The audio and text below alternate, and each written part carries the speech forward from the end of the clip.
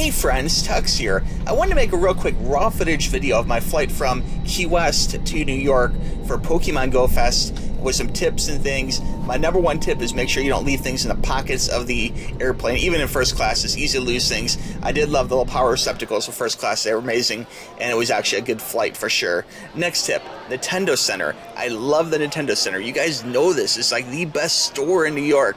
But on Pokemon Go Fest Day, it can be really, really crazy crowded, okay? Like Black Friday crowded. There was way too much of a line to actually buy a little plushie or whatever. And so it's the type of thing you could spend a lot of time there. And obviously it's a great store, but the lines were just a little intense, you know, for what they had. And their selection, honestly, wasn't really the best selection. I really wish they had more Pokemon that corresponded with Pokemon Go Fest, but more about that in just a little bit. But again, I can't say anything really too bad about the store. It's a beautiful store. Highly recommend it. Just recommend some other time, not during Go Fest. Next up, water. Make sure you bring water to Go Fest, okay? They did have two hydration stations, and they were in two different spots, and they basically ran out of water. So more about that in a bit. Next up, merch line. We got there pre-open, so we weren't going to waste any valuable time, you know, during our actual Go Fest experience waiting in a merch line. So we got there early, we waited in the merch line, and sure enough, a thunderstorm was kind of like on the radar coming in, and Niantic wanted to move the entire thing first, voluntarily telling people to move, and then nobody wanted to give up their spot in the merch line, so then they pretty much decided to force everyone to take a number and move, which was really kind of silly, tell you the truth, because nothing was happening, no one was getting hurt, and by the time they actually moved the merch line, the sun started creeping out, it started getting a little clearer, it stopped raining, and we kind of moved the whole merch line for nothing. Now, I will say everyone was very good about policing the line, and we did get our same exact position back in line, and everyone around us got their same exact position back too. But you can see it's blue skies. It was like, this is like half an hour later, 20 minutes later. Like, we really could have stayed where we're at, but you can see a lot of standing water, even these crazy galoshes on this guy. Check that thing out. So it was like, it did get really wet. The water was coming down frantically. Okay, so it was definitely a situation where, you know, water was flying around and people's shoes were getting wet, socks were getting wet, and even though it's blue, even though it got sunny, like, I had wet shoes all day long, so you don't want that. Crocs are best man. Next up, once you're actually in the actual merch tent, they had a lot of great stuff. They really did. Now, I would recommend trying to do this on a time that's not part of your Go Fest time, because you don't want to lose time, you know, where you can be catching Pokemon looking at merch, you know. So come, you know, the day in advance, come before the time of your event, that kind of thing. You want to make sure that you're not wasting your valuable experience time, you know, because they do turn off everything, you know, for Go Fest when your time is done. So you want to make sure that during that time you be catching Pokemon and not buying merch. Now, that being said, they did have some great merch.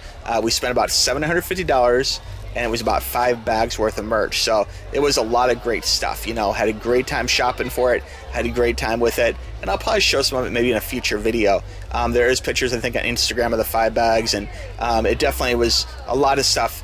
Now, the downside to buying merch before you actually go, because it's a Randall Island, we had to walk around with the merch all day long. So think of this, you know, you're buying 5 bags worth of merch, and then while you're trying to catch Pokemon, you're carrying around 5 bags worth of merch, okay? So it was kind of like, you think about like Santa Claus carrying like a big sack of toys, you know, and then some people are like, wow, you got a lot of merch, you know, that kind of thing. And, you know, it does kind of bug me. I was hoping that maybe one of the team tents for like Mystic or whatever would actually do a contest. They do contests all throughout the day for, you know, biggest Pokemon, smallest Pokemon, you know, where's your farthest friend from or whatever. It'd been really cool if they would have actually done a contest for who spent the most at the merch tent, because honestly, I think we would have won. I didn't see anyone with more merch than we did, so that would have been a great contest. But a lot of cute stuff, guys, just awesome merch. I wish they would have had more like really cool large scale Pokemon like Wellards and stuff, you know, that big $40 plushie variety that you can sleep on like a pillow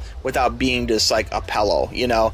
So that was a little bit of a disappointment, but they really did have some great stuff, especially, at least for me, I found I was really drawn towards the smaller Pokemon. They had a lot of smaller Pokemon plushies that I haven't seen elsewhere, you know, so that was very, very cool. Lots of great jackets, polo shirts, like all sorts of apparel, you know, and lots of pins and everything Pokemon you could possibly think of. Some of the Pokemon were ones I'd seen before, you know, but there was enough variety and enough new Pokemon that there was no shortage of things being like, I want that, I want that, I want that. Like, lots of cool stuff to actually get, and of course try and catch them all. Here's an example of the Pello. See, it was kind of like, it was cute, but it wasn't what I was really looking for. I was looking for, you know, an actual plushie, the shape of Wellord, you know, being Wellord and not being just a round Pello, you know.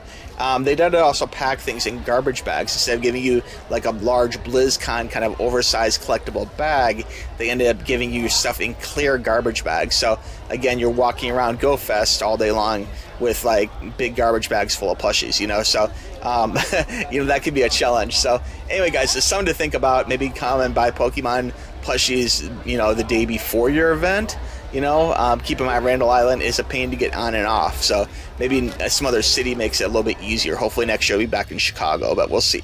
Now, once you actually start playing the event itself, of course, there's no shortage of cool things going on, great Pokemon to catch, you know, lots of people, like-minded Pokemon people walking around. This is the little rainbow area or whatever, so that was fun. Got a big Pikachu up there you can see walking around, you can take photos with. I didn't really see a lot of influencers, though, like the top Pokemon YouTubers, that kind of thing, which I was a little disappointed because they really should have been towards the front of the event. I think a lot of them were actually hiding at the stadium there to the right-hand side right there, the stadium, you see? They were actually filming there and not really out with the people. So I felt like that was kind of a cheap shot, just kind of a disappointment.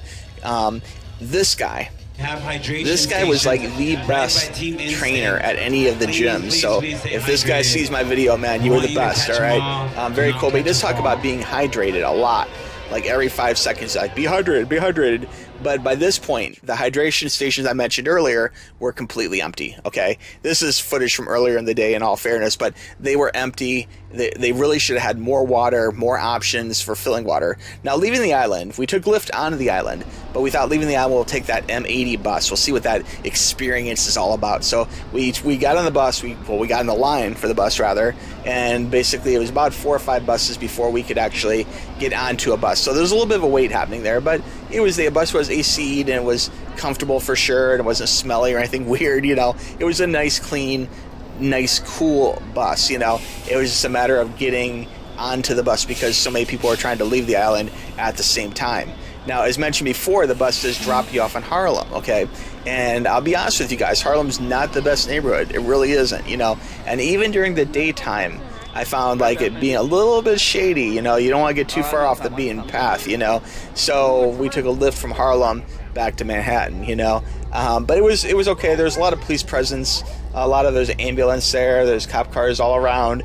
Some areas were filled with lots of graffiti and, you know, kind of worse. But the general caliber of the people that were walking around basically probably aren't the type of people you want, you know, being around you when you're, you know, nose deep in your phone, not paying attention to your surroundings. Like, I would definitely recommend, if you're walking around Harlem, to take your nose out of your phone and be aware of who and what is around you, so that way, you know, you're not gonna have someone jack your phone while you're walking down the street, you know. But all in all, I mean, you can see it was busy, it was popular, there's a lot of people there, and of course you could get a lift. On to happier subjects, the Dunkin' Donuts, or I'm sorry, not Dunkin', Krispy Kremes. The Krispy Kreme in Manhattan is amazing. They actually make donuts in front of you. They have a whole little donut making area. And of course, if it's your birthday, like it was mine during GoFest, you get free donuts. And I don't eat donuts frequently, okay? But for my birthday, sure. Another favorite food place, the actual Gordon Ramsay fish and chips was amazing, delicious. And of course, the Hilton buffet is always good. This one isn't quite as good as Anaheim, but it was pretty good. Like, I liked it a lot, you know. And that was pretty much our Pokemon experience. Again, probably the food thing, you got to get the fresh made donuts in front of you. It was a lot of fun. And the fish and chips was pretty amazing. But anyway, thanks for watching, guys. I appreciate it. We'll talk to you soon. Bye-bye.